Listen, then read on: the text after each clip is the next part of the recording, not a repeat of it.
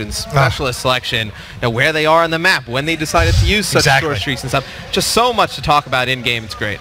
All right, well, let's get ready to kick things off. It's going to be the final map of the night. Again, it is HAVOC Hardpoint. Now, when we're taking a look at this, if you are tuning in a little bit late, it is a 3-1 advantage right now for the European side. I said the only silver lining right now, the only silver lining is going to be for North America. I said they can win these last two. At least when they go out to dinner tonight and they're all talking, they can say, yeah, we figured you out. Closed strong. We closed strong. We got those wins. You know, knowing Krim a little bit, I don't think he's going to be very happy whatsoever. Oh, no, he's already pissed. I'm surprised he's still playing. He's going to eat dinner with a very sad face on.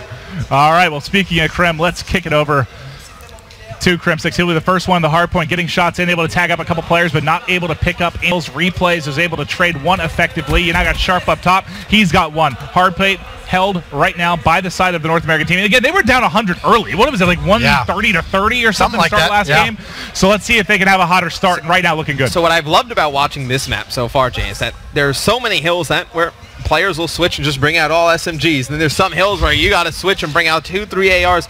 I just love the diversity from hill to hill. Well, that's the thing with this map. I mean, this one is one of those things where I think, as you pointed out, depending upon what hill you're on, there's going to be different strategies. Yeah, just different guns on each hill. You know, some hills probably better for tactical. Some, you see right there, it's a replays with a little bit of the hip fire, red dot action right there. I mean, going to be looking to see how these players adjust from hill to hill. And he's got gravity spikes on. We haven't seen anyone use that. Well, that's a good one for hardpoint. Yeah. If you want to clear a hardpoint, that's one amazing way to get it done. And replays, I'm staying with him. He's 3-1 right now. He's been struggling in the slaying department, but he will be the guy to put up that hill time. You see him with 18 seconds. I think it was actually Study that led the way in hill time in game number 1. I expect we'll see a bit of a change here.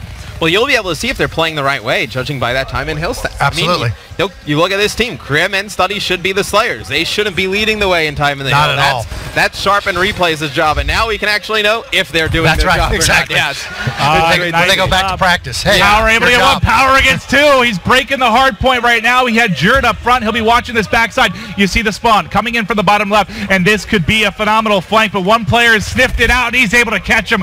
Got lucky there. If Study didn't turn around, that might have been a gigantic flank. If you're Power there, you got to play for the hill, though. You're the only one up for your squad. You know the other team, they've had hill control. They're probably going to control those spawns. You got to lock that down for Team EU.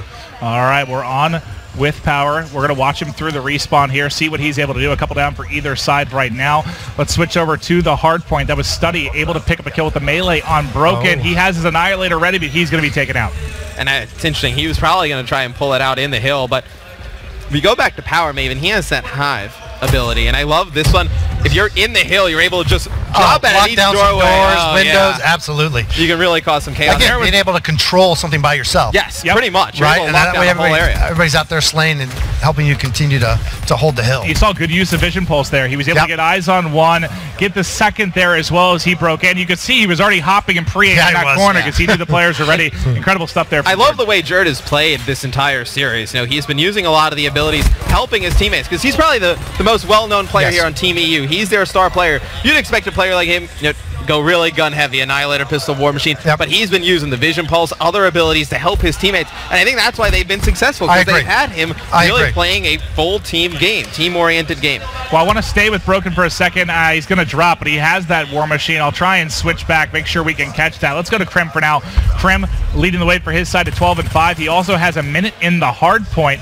Interesting to see, but if he can get the slaying done and put up the time, by all means do it. He's controlling the pace of this one for sure. You can see it in the score. I mean, 120 to 35. This is the opposite of that game, too. Yes, opposite of game You said enough. I think Team NA really wanted to come out